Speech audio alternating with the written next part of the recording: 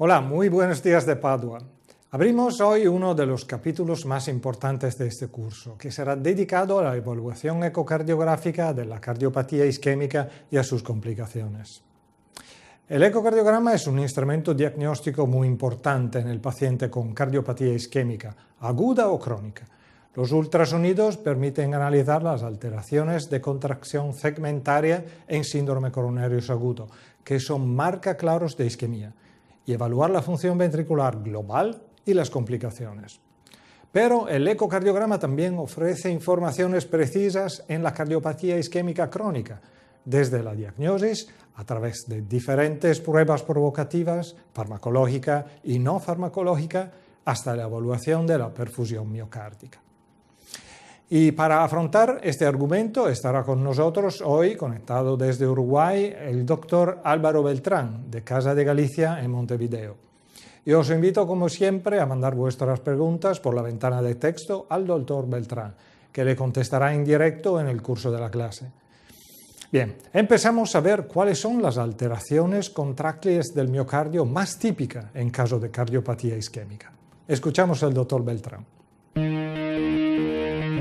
Buenos días, soy Álvaro Beltrán, de Uruguay, Casa de Galicia. Quiero agradecer a las autoridades de My Ecocardio Lab por permitirme compartir con ustedes la jornada de hoy.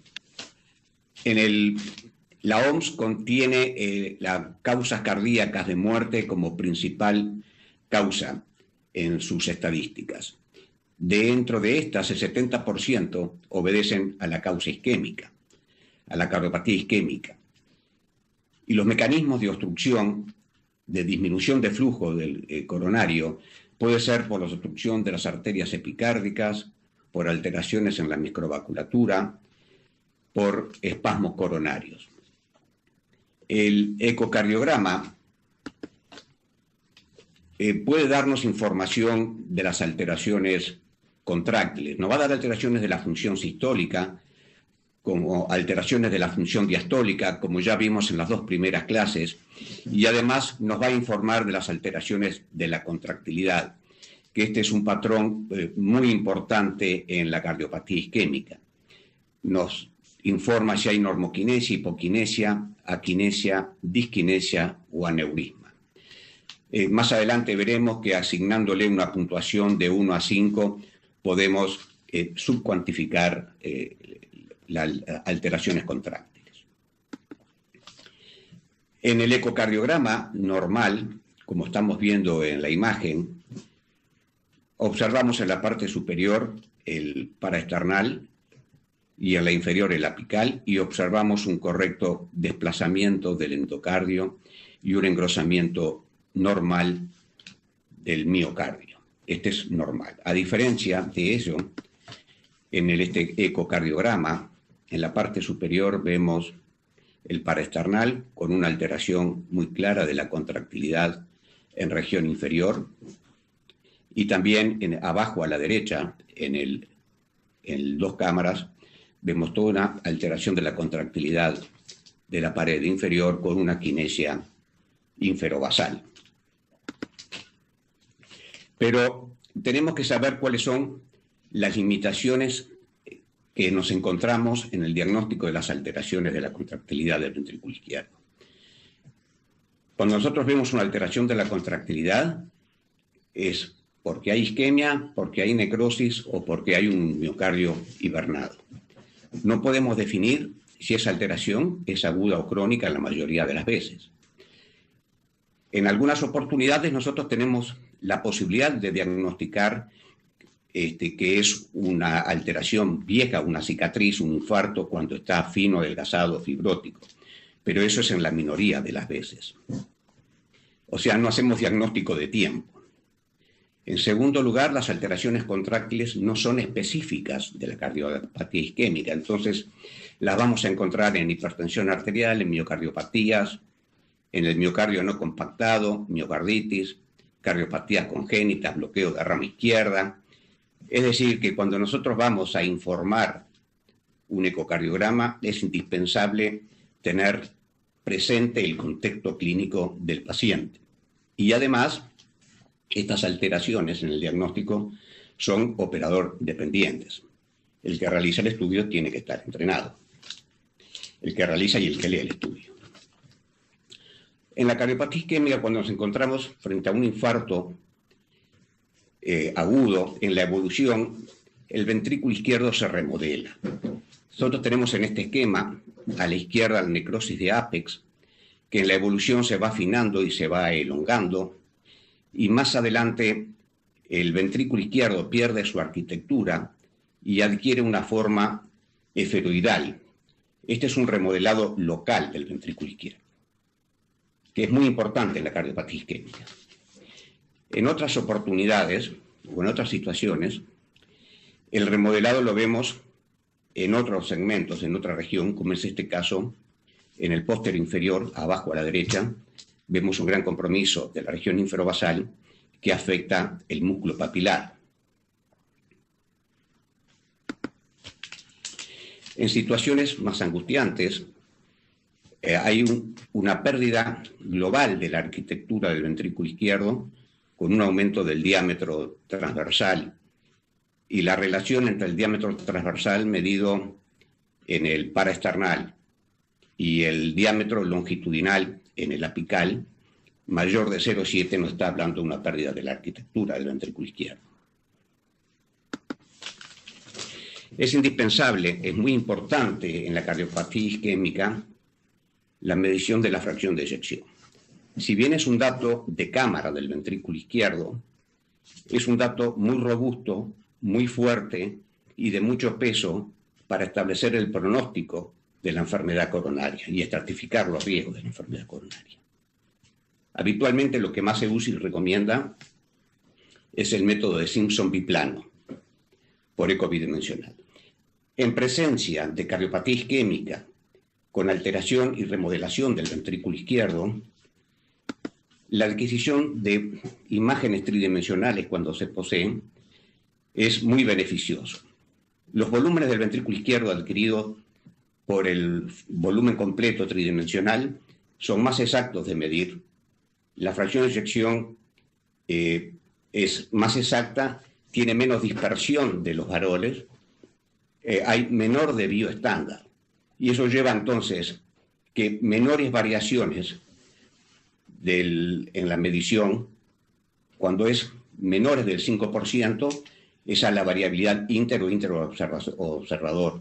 Pero cuando hay variaciones mayores al 5% entre la fracción de eyección del mismo paciente, obedecen a cambios en la situación del paciente. Y eso lo hace más exacto con respecto al bidimensional, que la variación va por encima del 10%. En estos lugares, la disponibilidad del contraste es poco frecuente. De todas formas, el contraste es de mucha utilidad cuando no tenemos una buena definición de los bordes endocárdicos. El realce del contraste nos permite la excelente definición del endocardio en los segmentos que estamos viendo mal y mejora la definición de la contractilidad segmentaria y global.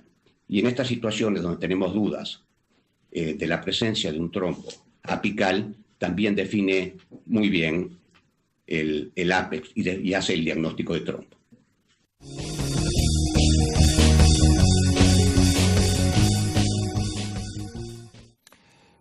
Vemos ahora cómo las nuevas técnicas ecocardiográficas, como el speckle tracking o el estudio del straying, nos pueden ayudar a hacer una valoración más precisa de las alteraciones de la contractilidad inducidas por la isquemia miocárdica.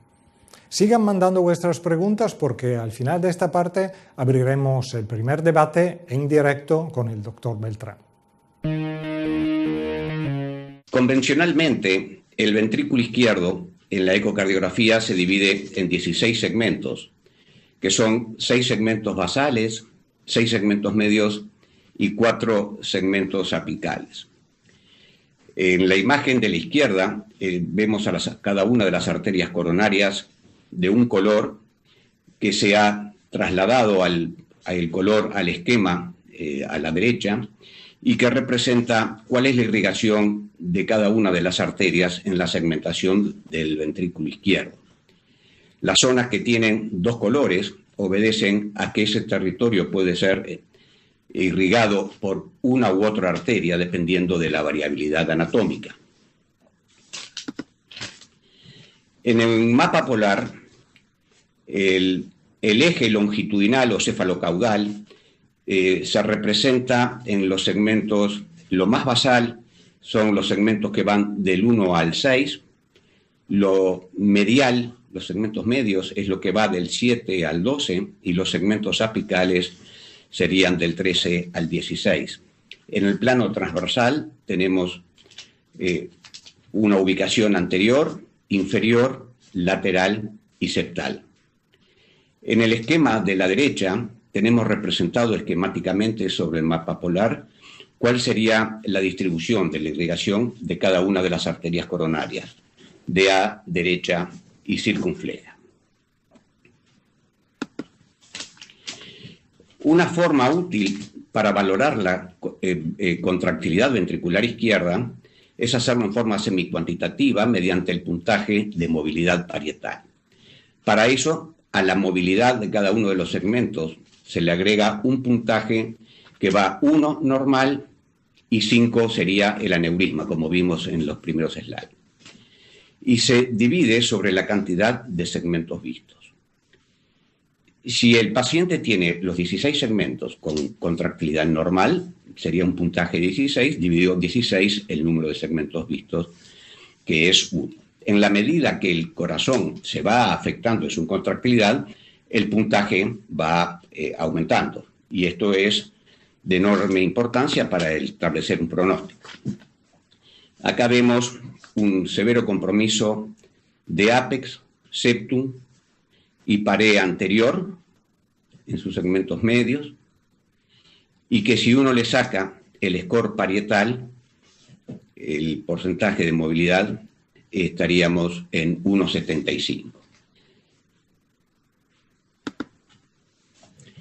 Como ya explicó el doctor Lowenstein en su primera clase, la deformación del ventrículo izquierdo en la cardiopatía isquémica es de singular importancia.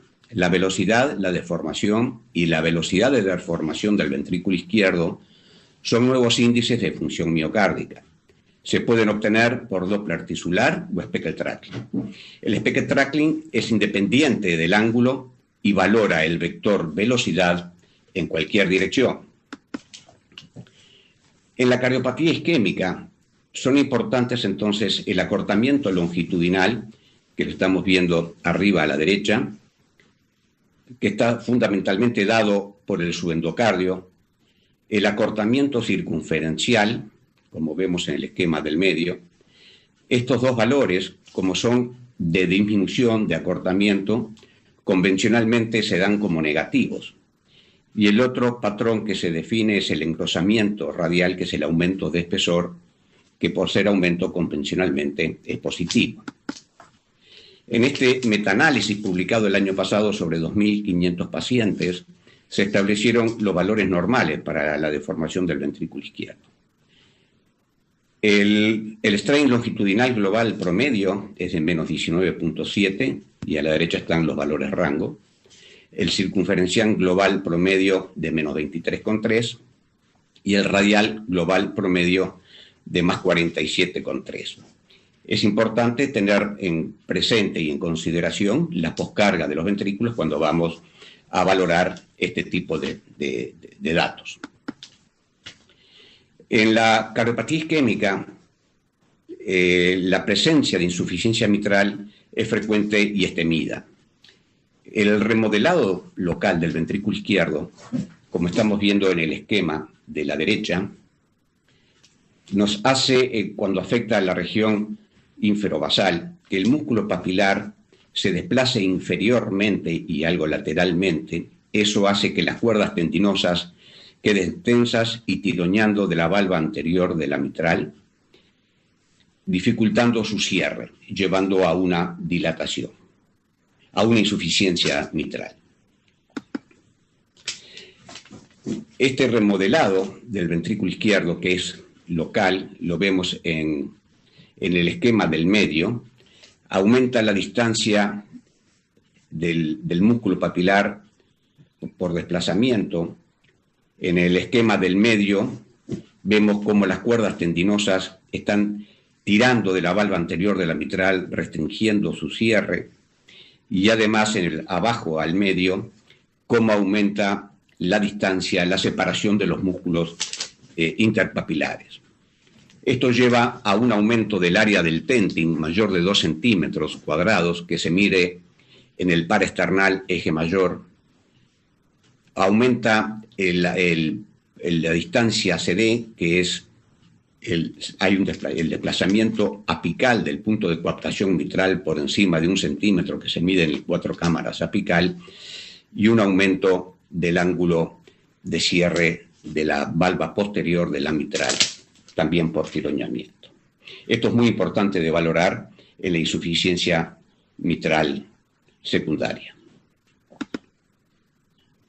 En este video transesofágico estamos viendo cómo el músculo, cómo el segmento ínfero-basal está francamente deformado y parece haber un compromiso de la valva posterior de la mitral. Optimizando la imagen con el transductor transesofágico, observamos entonces cómo el músculo papilar desplazado tiene tironeando la valva posterior de la mitral que no cierra. Hay un pseudoprolapso de la valva anterior de la mitral y esto lleva a una insuficiencia mitral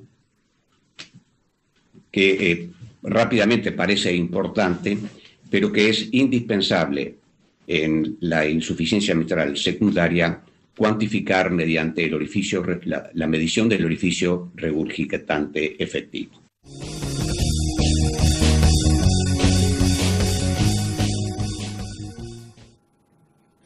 Bien, volvemos al estudio y vamos a abrir el primer debate. Vamos a conectarse en directo con Uruguay, con el doctor Álvaro Beltrán. Buenos días, doctor Beltrán. Bienvenidos y gracias por estar aquí con nosotros. Buenos días, doctor Folino. Es un placer poder compartir con ustedes esta jornada tan agradable. Y gracias. Y vamos enseguida con las preguntas que ya han llegado. Y la primera pregunta es sobre el strain. Nos preguntan, ¿podemos predecir la evolución funcional del ventrículo con la valoración del strain global en el infarto agudo? Sí, esa es una de las funciones importantes del strain. Es un predictor claro de la remodelación del ventrículo izquierdo. Es predictor de eventos el strain y es predictor de la remodelación del ventrículo izquierdo en el infarto agudo de miocardio.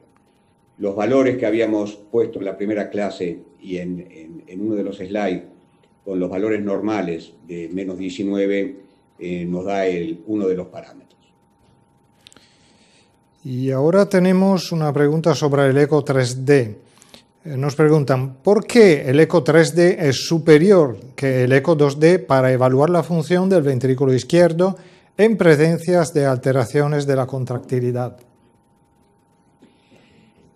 Tal vez la causa más importante del mejor éxito del eco 3D es que en la cuantificación de los volúmenes no asume formas, no tiene algoritmos, como que fuese un cono truncado, una elipse, todo ese tipo de asunciones de forma con el eco tridimensional no existe. Y la correlación del eco tridimensional en la medición con volúmenes in vitro y contra resonancia magnética es mucho más exacta que el eco bidimensional, porque subvalora mucho menos los volúmenes, los mide mejor. Y ahora tenemos una pregunta que llega de México y dice, actualmente, ¿cuál es la sensibilidad y la especificidad del speckle tracking en la cardiopatía isquémica?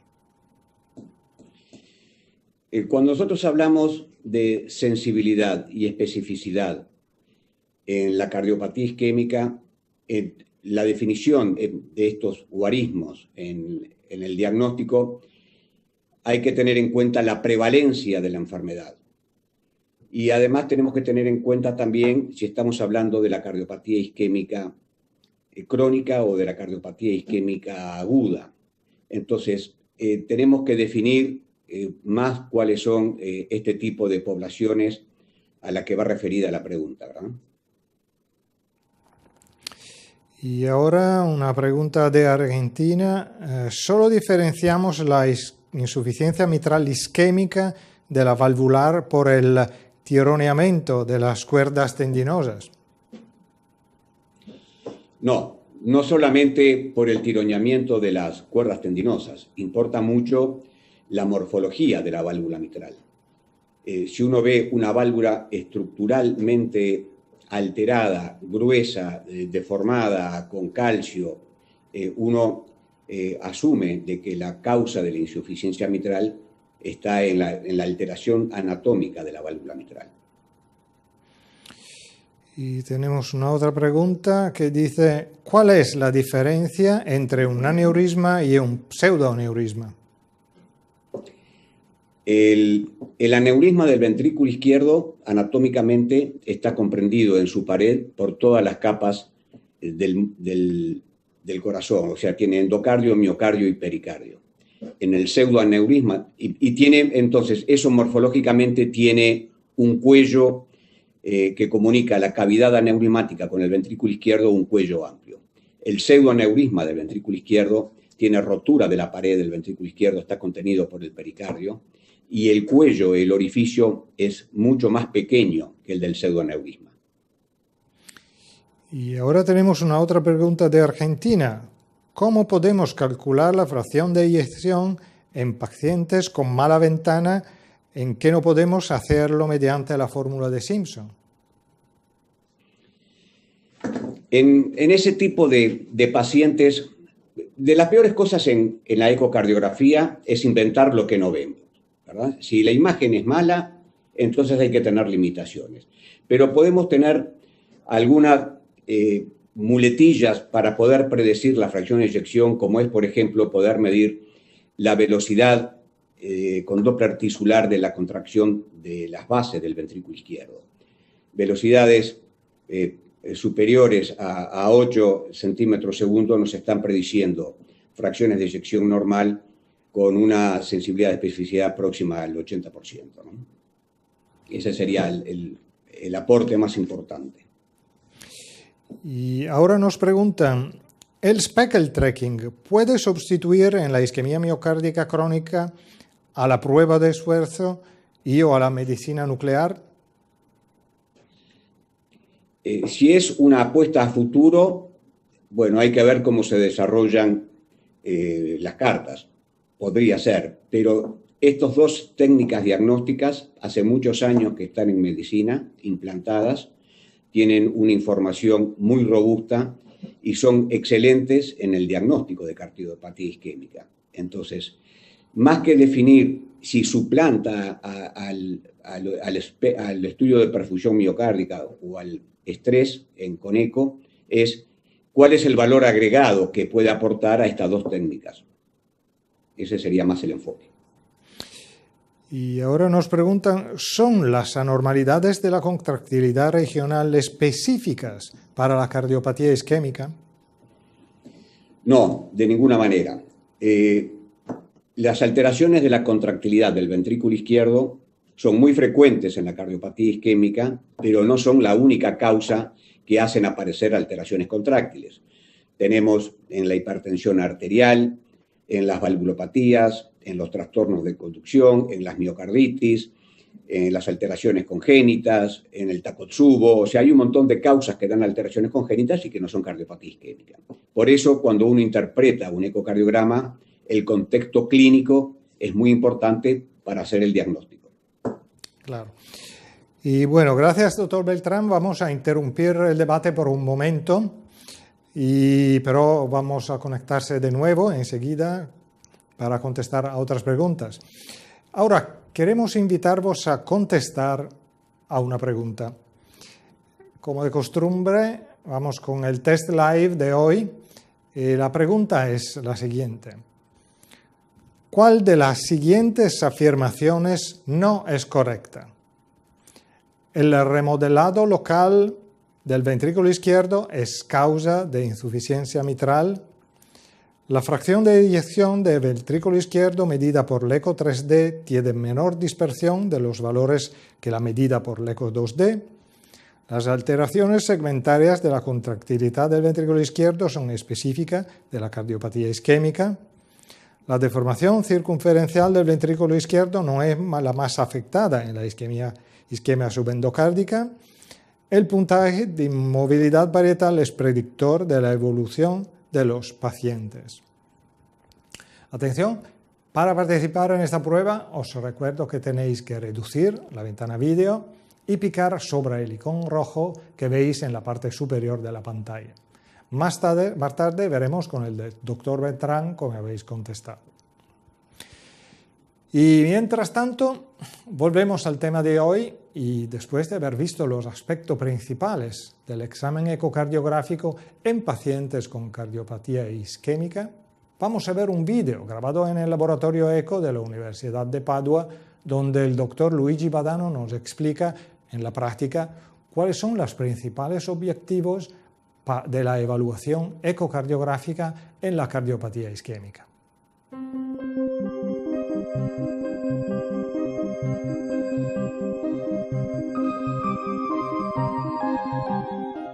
Las finalidades principales de un estudio ecocardiográfico en pacientes con cardiopatía isquémica son la evaluación de la función sistólica general del ventrículo izquierdo, la evaluación de anomalías de la movilidad regional de la pared, la evaluación de la función diastólica del ventrículo izquierdo y la identificación de cualquier complicación de la cardiopatía isquémica. La más frecuente de ellas es la trombosis del ventrículo izquierdo. La presencia de anomalías de la movilidad regional de la pared es el hallazgo ecocardiográfico más típico que sugiere una cardiopatía isquémica.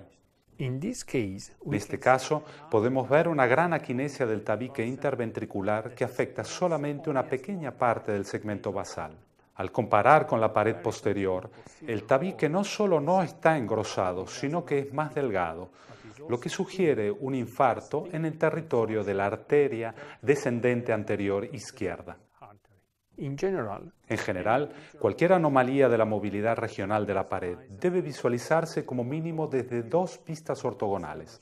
En la vista de eje corto parasternal al nivel medio ventricular vemos nuevamente la aquinesia que afecta el tabique anterior, que también parece tener un aumento de la ecogenicidad y una reducción del grosor en comparación con los segmentos con contracción normal. Este aspecto es típico de cicatrices isquémicas viejas después de un infarto del miocardio. En los pacientes con cardiopatía isquémica es importante obtener una visualización completa del ventrículo izquierdo desde todas las vistas convencionales. Esto sirve para varios propósitos. El primero es permitir una cuantificación precisa de la fracción de eyección del ventrículo izquierdo y los volúmenes, lo cual es fundamental para el manejo del paciente y la terapia a seguir. La cuantificación de la fracción de eyección del ventrículo izquierdo en pacientes con anomalías de la movilidad de la pared no se debe realizar desde un único plano, porque, por ejemplo, la vista de 4 cavidades puede no representar la función global del ventrículo izquierdo, cuando hay un compromiso importante del tabique anterior. El ventrículo izquierdo se debe medir como mínimo desde 2 vistas representativas y siempre que sea posible se debe realizar una ecocardiografía tridimensional, debido a que la ecocardiografía tridimensional no se basa en ningún supuesto geométrico sobre la forma del ventrículo izquierdo, es más precisa que el método Simpson para evaluar los volúmenes y la fracción de eyección en pacientes con cardiopatía isquémica. Después de haber obtenido correctamente todas las vistas del ventrículo izquierdo, podemos interpretar la movilidad regional de la pared en cada uno de los 16 segmentos y calcular el puntaje del índice de la movilidad de la pared y también medir la tensión longitudinal del ventrículo izquierdo como una medición precisa de la función del miocardio regional y general. Especialmente en pacientes con infarto LAD, es fundamental evitar la vista de retracción del vértice en las vistas apicales bidimensionales. En todos los pacientes con anomalías apicales de la movilidad de la pared, en particular cuando hay evidencia de contraste espontáneo, se debe investigar detenidamente la posible existencia de un trombo apical. A menos que las imágenes sean muy claras, como en este caso, recuerden usar el aumento de contraste ecocardiográfico que incrementa la precisión para detectar un trombo apical. Cuando la calidad de la imagen es adecuada, la ecocardiografía tridimensional puede brindar más información acerca del tamaño, la forma y la movilidad del trombo apical, lo cual es importante para evaluar el riesgo tromboembólico. Una parte importante del examen es evaluar la regurgitación mitral y distinguir entre una causa isquémica y otras causas, lo que generalmente requiere vistas múltiples. Es siempre aconsejable cuantificar la gravedad de la regurgitación mitral en lugar de evaluarla visualmente y calcular el área del orificio de regurgitación efectivo con el método PISA. En los pacientes con disfunción del ventrículo izquierdo debido a una cardiopatía isquémica, el patrón de llenado diastólico y las presiones de llenado del ventrículo izquierdo, así como un análisis de la función del ventrículo derecho, sirven para predecir los resultados en el paciente. Recuerden que la función regional normal del ventrículo izquierdo en reposo no descarta una arteriopatía coronaria y que las anomalías regionales de la movilidad de la pared no significan necesariamente una cardiopatía isquémica. Se pueden ver anomalías de la movilidad de la pared también en cardiomiopatías, Takotsubo-miocardiopatía ritmogénica o en miocarditis. Por último, la ecocardiografía nunca se debe interpretar en forma aislada, sino en contexto con la historia clínica y los síntomas del paciente, y con frecuencia un diagnóstico completo requiere una prueba de esfuerzo y otro tipo de imágenes para confirmar la presencia y la gravedad de una arteriopatía coronaria.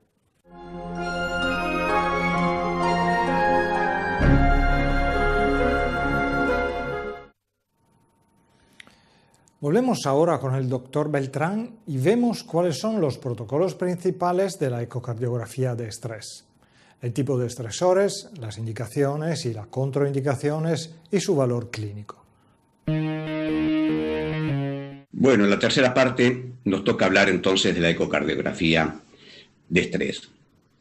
El apremio que se puede someter al corazón varía se puede hacer de diferentes maneras. Se puede hacer con ejercicio farmacológico, por el test de frío, por marcapaseo. El ejercicio lo podemos hacer en bicicleta supina, camilla ergométrica, en cinta. El farmacológico más usado, dobutamina, dipiridamol. O sea, no vamos a abarcar todos, vamos a hablar de los más frecuentes, de los más usados. En el ejercicio se realiza mediante un protocolo de estrés convencional y se adquieren imágenes basales en el pico del ejercicio, si se puede, depende de la técnica, en el post-ejercicio inmediato y un poco más alejado en el post-ejercicio. En los farmacológicos, en la dobutamina, se hacen dosis sucesivas y crecientes de dobutamina, 10, 20, 30, 40 gamas kilogramo minuto, a la que se le puede adicionar atropina en dosis de 0,25. Habitualmente se hace hasta 1 miligramo, pero se pueden hacer 2 miligramos y se pueden empezar a las 30 gamas. Se hace adquisición de imágenes en basales, en dosis bajas, al pico y en el suspensión de la dobutamina. Se suspende cuando se llega a alguna o a la frecuencia cardíaca blanco o a alguno de los criterios para detención de la prueba, como ANGO, alteraciones contractiles, arritmias, etc. La segunda forma de realizar el estrés es con dipiridamol. Acá se utilizan dosis de 0,84 miligramos kilo, que ahora las damos en 6 minutos en un bolo, en un fast track. Se hace la adquisición de imágenes en basal, se va visualizando el estudio permanentemente, pero se adquieren imágenes basales al terminar la dosis, a los 4 minutos de administrada la dosis y después de la administración de aminofilina. Si vamos a estudiar además reserva coronaria, se hace un registro basal del flujo coronario antes de empezar la administración de dipiridamol y después se registra nuevamente inmediatamente terminado la administración de dipiridamol. En el apremio, muy importante son las indicaciones. ¿Para qué queremos el apremio? Y prácticamente el diagnóstico de cardiopatía isquémica no conocida y la estratificación y pronóstico de la enfermedad coronaria son las causas más importantes en las indicaciones. Pero además tenemos el estudio de la significación hemodinámica de las lesiones, la valoración del revascularizado, la optimización del tratamiento médico, la estratificación del riesgo quirúrgico y el estudio de la viabilidad miocárdica. Tenemos que tener presente cuando no podemos realizar el estudio, cuando hay contraindicaciones absolutas, porque los riesgos de complicaciones graves son altas. Esto es un infarto agudo con 2 días o menos de evolución, o sea, un infarto en curso, una angina inestable en curso, arritmias incontroladas, con compromiso hemodinámico, endocarditis activa, la estenosis aórtica sintomática, la insuficiencia cardíaca descompensada, el tromboembolismo pulmonar agudo, el infarto del pulmón, la trombosis venosa profunda, la miocarditis o pericarditis, la disección de aorta y la imposibilidad física de realizar el estudio. Este estudio este es un ecoestrés, postestrés es un ejercicio. Tenemos a la izquierda un enfoque apical basal, normal, y a la derecha vemos la aparición, postestrés inmediato, la aparición de una franca alteración de la contractilidad que compromete el ápex y la cara anterior del ventrículo izquierdo. Además observamos un aumento del volumen de fin de sístole y una caída de la fracción de eyección. Es decir, esto cumple los criterios para decir que esta prueba es de alto riesgo. ¿Qué estamos significando cuando decimos que una prueba es de alto riesgo? Le estamos aumentando la probabilidad de que la evolución tenga un aumento en la ocurrencia de eventos duros, de infarto y muerte. Y además tenemos la capacidad de predecir, con un valor predictivo positivo de 80%, que las lesiones anatómicas sean tronco de coronaria izquierda, DEA proximal o lesión de 3 vasos. Y es muy importante porque la terapia de revascularización en estos pacientes le cambiamos el pronóstico. Para establecer un estudio de alto riesgo, los criterios son, para todos los protocolos, la presencia de una isquemia extensa, 4 o 5 segmentos del ventrículo izquierdo, isquemia de por lo menos 2 territorios coronarios, infarto de miocardio viejo con isquemia en otro territorio, una fracción de eyección menor de 40%, con isquemia documentada, y la existencia de un aumento del volumen de fin de sístole. Para cada una de las técnicas, además, si yo hago ecoejercicio y hay una caída de la fracción de eyección, también es un elemento de alto riesgo. En la ecodobutamina, que aparezca la isquemia con baja carga, con dosis de 20 o menos gamas kilo minuto, o con frecuencia de menos de 120 contracciones por minuto, también es de alto riesgo. Y en el ecodipridamol, cuando lo hacemos a cargas menores que la dosis completa.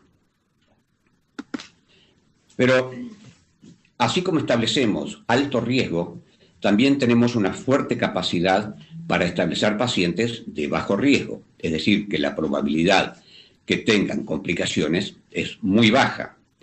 Entonces, cuando realizamos un ecoejercicio con una capacidad funcional normal, la probabilidad de que este paciente tenga un evento duro al año es de 0,5%.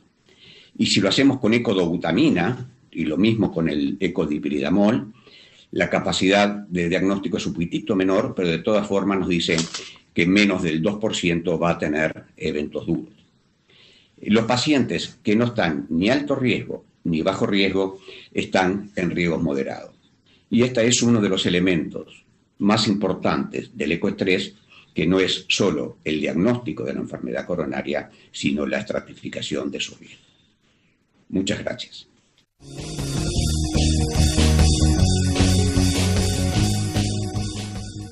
Entonces, mientras tanto, vamos a ver los resultados del test live. Estas son las respuestas. La mayoría de las respuestas son para la respuesta número 3. Las alteraciones segmentarias de la contractilidad del ventrículo izquierdo son específicas de la cardiopatía isquémica. Esta es la respuesta correcta. Gracias también a todos vosotros por habernos seguido y os doy cita para el próximo encuentro de este curso que se tendrá el día martes 28 de octubre. Nos conectaremos con el Brasil y hablaremos de las cardiomiopatías dilatadas con el doctor Marcelo Campo Vieira. Gracias y hasta luego.